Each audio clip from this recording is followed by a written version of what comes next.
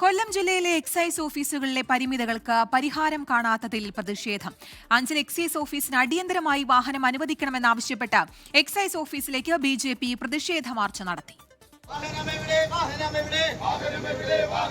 Aryankavu check പോസ്റ്റിലും Anchal range ഓഫീസിലും ഉൾപ്പെടെ വാഹനമില്ലാതെ ബുദ്ധിമുട്ടുന്ന എക്സൈസ് ഉദ്യോഗസ്ഥരുടെ ദുരിതാവസ്ഥ കഴിഞ്ഞ ദിവസം 24 സംപ്രേഷണം ചെയ്തിരുന്നു.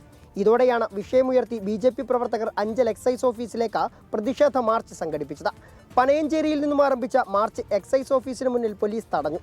ബിജെപി ജില്ലാ vice president S Umesh Babu march ഉദ്ഘാടനം ചെയ്തു. കുറച്ചധികം ജീവനക്കാരെ ഏതെങ്കിലും ഒരു പ്രദേശത്ത് ഒരു ഓഫീസ് ഉണ്ടാക്കി അവിടെ കേന്ദ്രീകരിപ്പിക്കുന്നതല്ലാതെ അവർക്ക് വേണ്ടുന്ന അടിസ്ഥാന സൗകര്യങ്ങൾ നൽകുകയോ അവർക്ക് ഒരു പരിതാപകരമല്ലാത്ത അവസ്ഥയിൽ ഓഫീസ് പ്രവർത്തനം നടത്തുന്നതിനുള്ള സൗകര്യങ്ങൾ ഗവൺമെന്റ് ചെയ്തു കൊടുക്കുന്നില്ല.